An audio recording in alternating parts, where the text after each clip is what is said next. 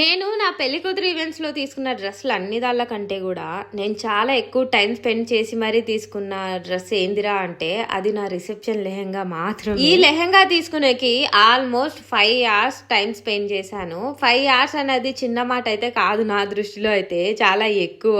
అయితే ఈ డ్రెస్ వద్దు, ఆ డ్రెస్ వద్దు, ఆ కలర్ వద్దు, ఈ కలర్ వద్దు, అది కాదన్నా, ఇది కాదన్నా అని చెప్పేసి ఆ షాప్‌లో ఉండే అన్ని లెహెంగాస్ చూసేసి లాస్ట్‌కి ఈ లావెండర్ కలర్ లెహెంగా దగ్గర అయితే ఆగిపోయానన్నమాట. నాకు తెలిసినంత వరకు 80% లెహెంగాస్ అన్ని చూసిన తర్వాత 81% ఈ లెహెంగా దగ్గర ఆగిపోయాను.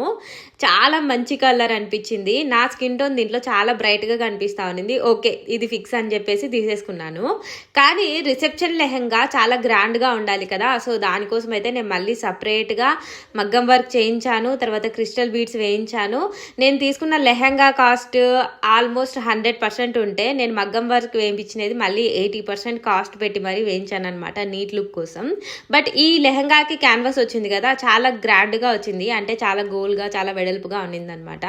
మొత్తానికైతే నాకు నచ్చిన లెహంగా అయితే నేను తీసేసుకున్నాను. ఈ లెహంగా తీసుకోవడం ఒక టాస్క్ అయితే, మళ్ళీ దీనికి కాంబినేషన్ గా మా శ్రీవారికి డ్రెస్ తీసుకోవడం చాలా కష్టమైపోయింది. ఆ డ్రెస్ కోసం కూడా ఆల్మోస్ట్ చాలా మాల్స్ అయితే తిరిగేసి లాస్ట్కి ఒక మాల్లో అయితే తీసేసుకున్నాము.